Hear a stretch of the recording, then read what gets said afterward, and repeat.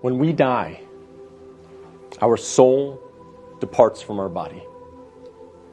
And the soul goes on a journey that has many stages to it. And for the beginning of this khutbah, I want to focus on one stage of the journey of this soul.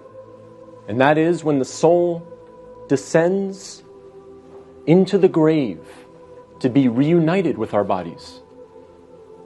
And when the soul is coming down, it witnesses the janazah, the funeral. And your body is laying there on the ground, wrapped up, getting ready to be buried. And you're descending and you're seeing this, and you're hearing it, you're experiencing it. And when the people then take your body and place it in the grave, your soul descends in there, into the grave, to be reunited with your body. And then your loved ones, your friends who were there at your janazah, they will start shoveling dirt, start picking up dirt with their hands and placing it in the grave, throwing it on top of you, and you will feel it fall on top of you. And they will do this until you are completely covered up. And you will be there in the grave, covered up, and you will have consciousness. You will be alive.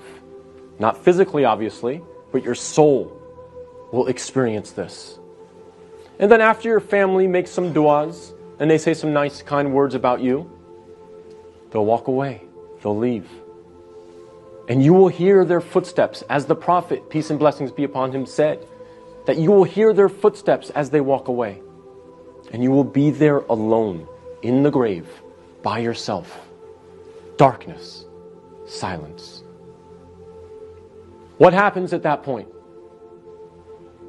Two angels come to you, Munkar and Nakir.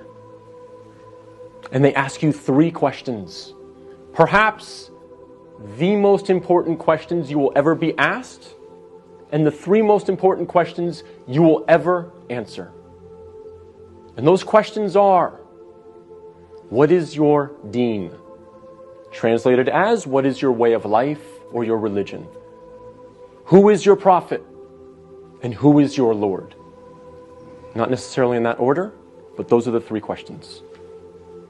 And if you answer these questions correctly, all three of them, your stay in the grave will be one of peace.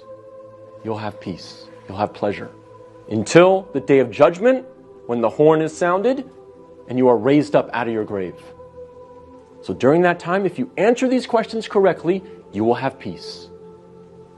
But if you don't answer these questions correctly, all three of them, your stay in the grave will be full of pain. So we must answer these questions correctly. But here's the problem. A lot of us say to ourselves at this point, I'm good because I'm a Muslim. And I know the answers to these questions. And I'll answer them correctly. This is a problem. This is called being overconfident. Because, as many of the scholars say, the answer is not given with your tongue. The answer is not given with your brain. The answer is given with your heart.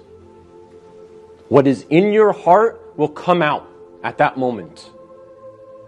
And so if you lived your life not praying, not striving to implement Islam, not striving to understand the Quran to the best of your ability, if you spent your life not really striving to be a Muslim, a true Muslim, trying to practice, then Islam really was not in your heart.